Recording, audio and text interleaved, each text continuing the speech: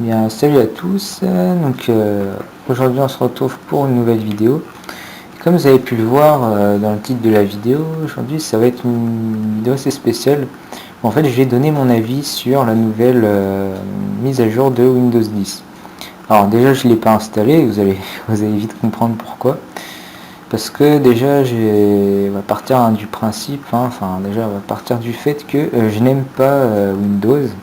Et que je n'utilise Windows 10 en l'occurrence, tout simplement parce que quand j'ai acheté mon PC portable, eh bien Windows 10 était fourni avec, et comme je suis un grand joueur de jeux vidéo, évidemment je n'ai pas pu faire autrement.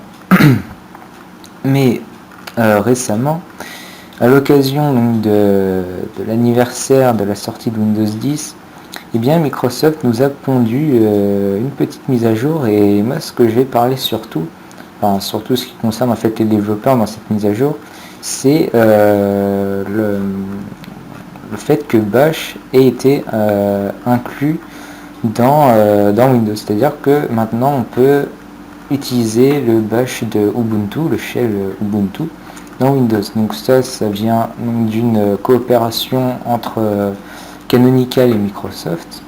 Et justement, on va parler de ce petit truc parce que moi je trouve que cette collaboration en fait sert tout simplement à faire revenir les utilisateurs de Microsoft, enfin de Windows, qui étaient partis sous Linux et donc sous Ubuntu, vu que c'est une distribution qui se veut ouverte, pour les faire revenir sur Windows.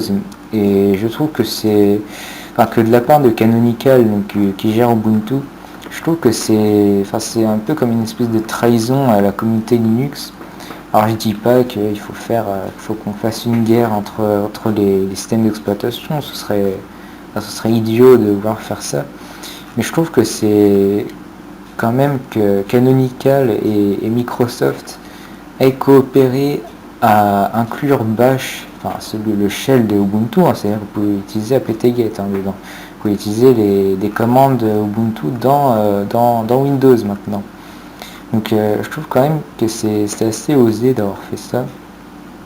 Et c'est d'ailleurs pourquoi je n'ai pas installé cette mise à jour. Surtout c'est que j'ai vu il n'y a pas longtemps que il y a eu des problèmes avec des webcams. Alors bon, voilà quoi, j'ai pas trop envie de perdre la compatibilité d'un de mes composants à cause de cette mise à jour.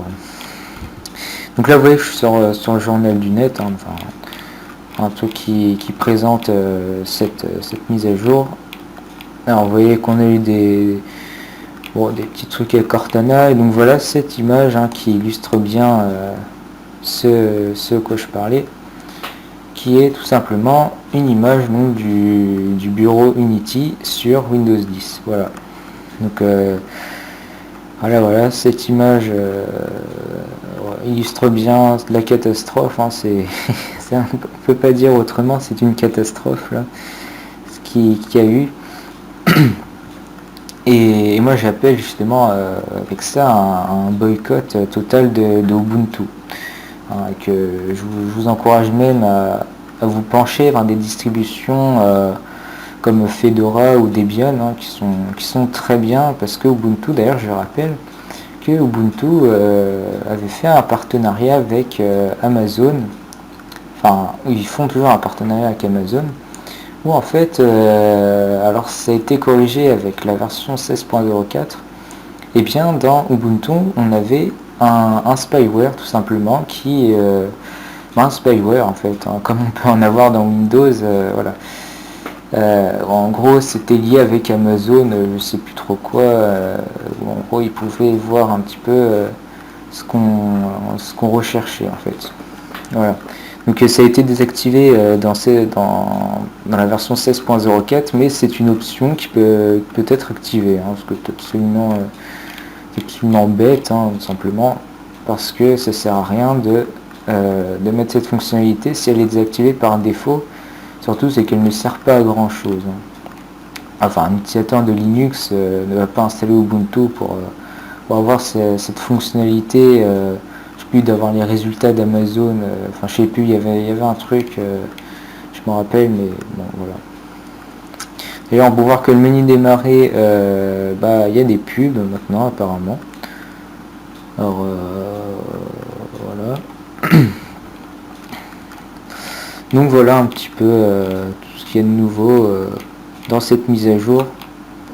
Et cette mise à jour, je ne l'installerai pas comme je l'avais dit, tout simplement parce que je ne veux pas coopérer à cette collaboration qui est absolument c'est une collaboration trompeuse en fait, hein, voilà. Donc Ubuntu, hein, c'est une distribution qui maintenant selon moi est à bannir tout simplement. Et donc j'appelle à utiliser des distributions libres qui n'incluent pas de logiciels non libres. Voilà. Quitte à utiliser Linux, autant utiliser une distribution Linux qui est libre. Voilà. Donc voilà, c'était une vidéo un peu courte. Je voulais un petit peu vous présenter mon avis sur cette collaboration qu'il y a eu entre Microsoft et Canonical. Et moi, enfin là, ce que ça me donne comme impression, c'est que Canonical a été plus ou moins racheté par Microsoft en fait. Voilà, et ça, on le sentait déjà depuis quelques temps, tout simplement parce que Microsoft sont en train de se tourner vers l'open source, hein, tout d'un coup comme ça. Et ça, évidemment, c'est pour essayer de faire revenir leurs utilisateurs de Windows qui sont partis sur Linux depuis la catastrophe de Windows 8 et ils essayent de les faire revenir. Bon, voilà. Bon, apparemment, ça a été fait puisque ces développeurs qui ont réalisé ce bureau Unity, enfin cette portation du bureau Unity dans Windows 10, donc via le shell, ce sont des développeurs indépendants. Dans mes souvenirs en tout cas. Donc bon, ça a plus ou moins bien marché, hein, leur truc. Ils ont fait venir des développeurs de Linux sur Windows. Bon, voilà, c'est pas non plus. Donc voilà, je voulais un petit peu vous présenter mon avis. Donc après, vous êtes libre ou non de partager mon avis. Moi, je voulais un petit peu vous dire ce que j'en pensais. Donc sur ce, on se dit donc à bientôt pour une prochaine vidéo.